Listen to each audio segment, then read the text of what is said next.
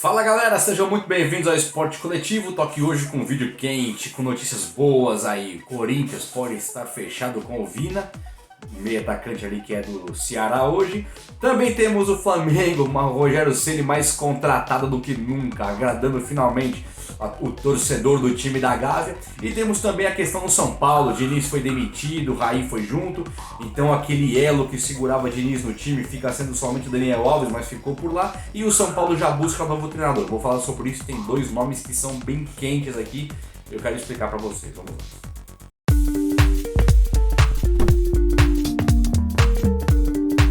Galerinha, antes de mais nada, queria pedir para que você se inscrevesse no canal Esporte Coletivo. Se inscreve aí, quem está vendo o vídeo pela primeira vez, que não é inscrito ainda, deixa o like já para dar aquela moral. E vamos juntos, hein? Vamos falar sobre muito futebol aqui. Esse é o canal que você encontrou para ficar. Fechou? Temos um acordo?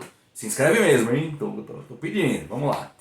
Então, gente, o Flamengo ganha de 3-0 do Sport Recife, aquilo que parecia ser um fantasma no time da Gávea, no time do Flamengo, o rubro-negro ali, que quem será o próximo Jorge Jesus? Ninguém consegue encontrar o futebol igual o Jorge Jesus. Não tinha futebol do Jorge Jesus quando era Abel Braga, que hoje é líder do Brasileirão com o Inter, teve com Jesus, não teve com Domenech Torrent, e com o Rogério Ceni parecia que seria uma vida muito curta ali, um trabalho de pouquíssima duração, porém Rogério Ceni tem encontrado o equilíbrio do time.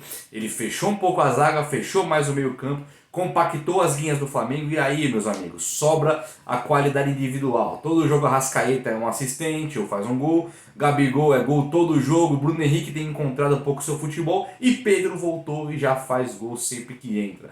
Então um time de extrema qualificação, um time muito forte.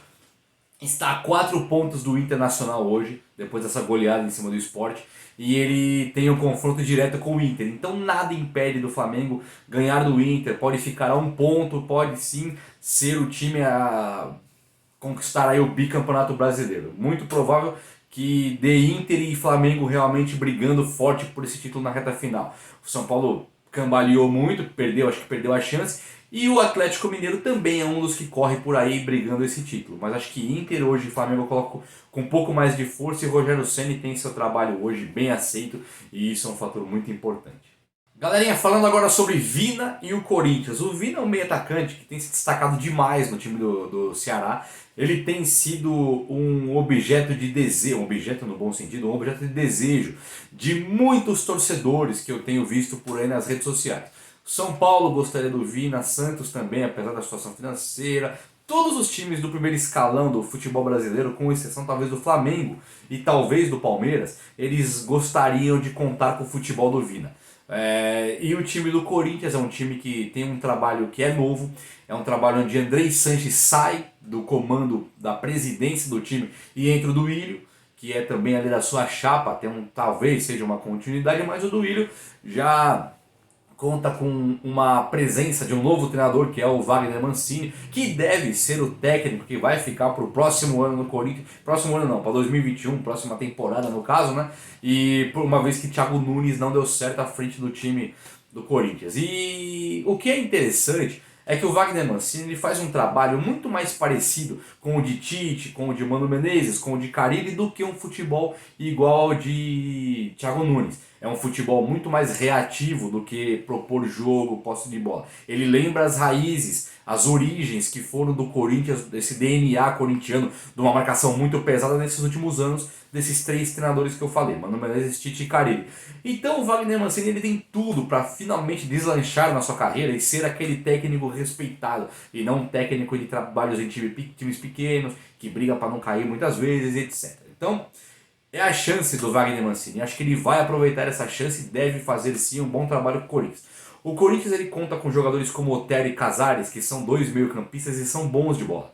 O Casares, inclusive, é muito bom de bola se estiver bem focado no time do Corinthians. Se estiver focado em jogar futebol e não em balada, não em noite e tal.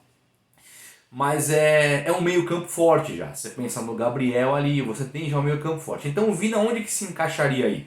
Ele se encaixa porque a multa contratual dele, a multa rescisória é de 1 milhão de euros. mas ele tem um contrato de 1 ano apenas com o Ceará. Então o Ceará, se chegar uma proposta, eu acredito que venda sim, porque você fala, ó, você perde em 1 ano de graça, ou se o Corinthians chega com a proposta de pagar a metade disso agora no começo do ano, o Ceará pode ser que aceite, talvez. Não é muito difícil não chegar a um acordo, ainda mais envolvendo jogadores numa possível troca. O Corinthians tem muitos jogadores que ele pode envolver em trocas que podem interessar ao Ceará. O Vina se destacou realmente, ele não é um jogador que briga hoje.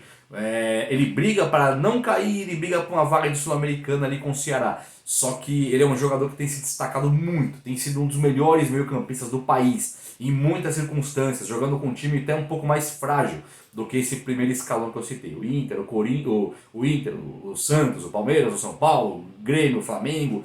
Então e o Atlético Mineiro tem times muito fortes que o Vina poderia jogar em talvez 5 desses primeiros 7 que estão na tabela do Brasileirão.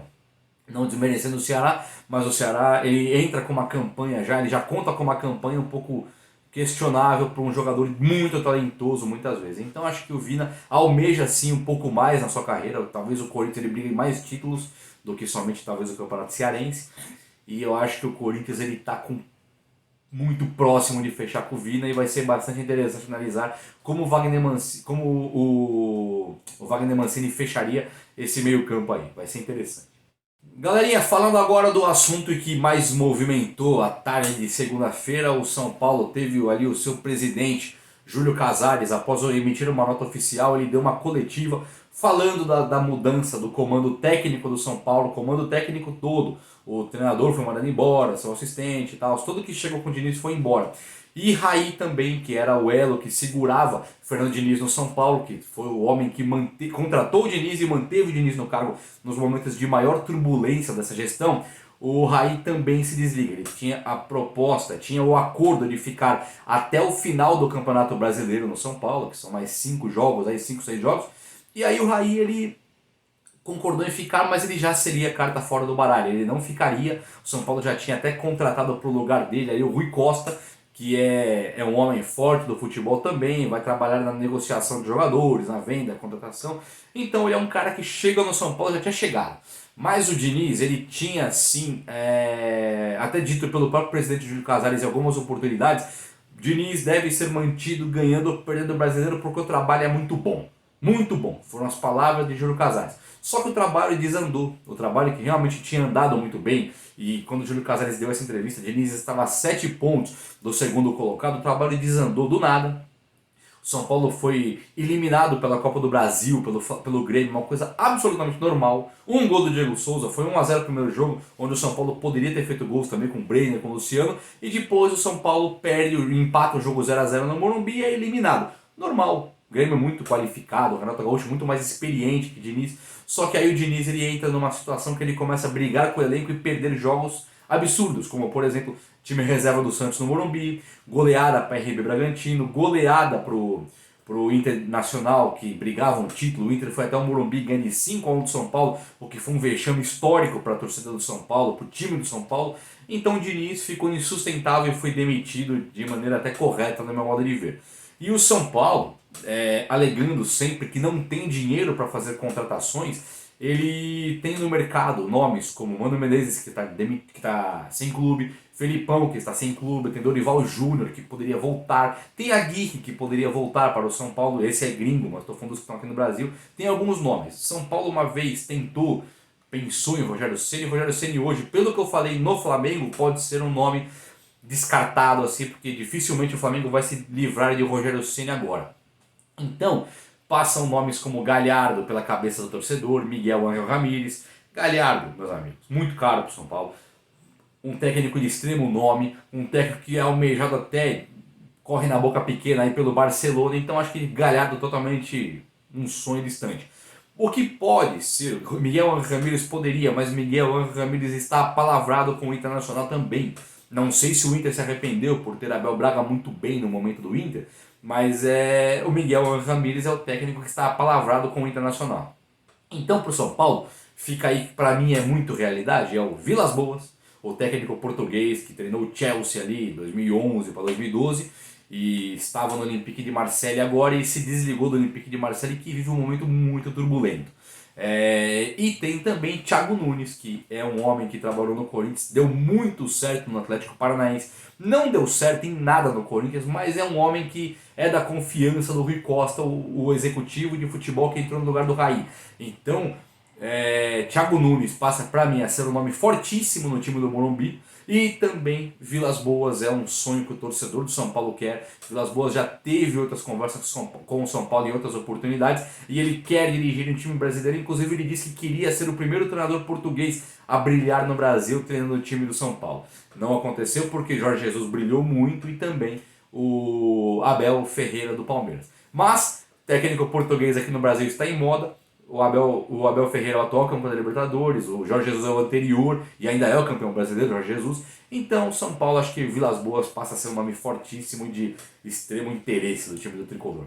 Fechou? Meus amigos, o vídeo de hoje foi esse. Peço novamente que você se inscreva no canal, deixe o like aí, ligue o sininho de notificação, porque eu vou fazer vídeo todo dia aqui com notícias, beleza? Abraço, até a próxima. Valeu!